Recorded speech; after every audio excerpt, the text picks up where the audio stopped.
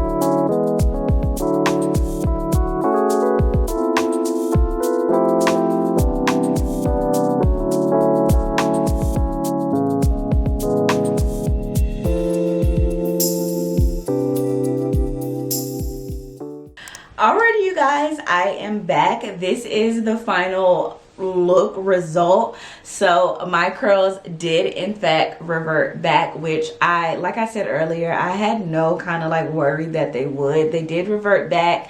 I felt like my wash day process was much easier. I'm so glad I went ahead and got my ends trimmed when I got my silk press, so it was so much easier for me to detangle and shampoo and condition my hair, so that was a plus. I feel like my hair is much more evened out.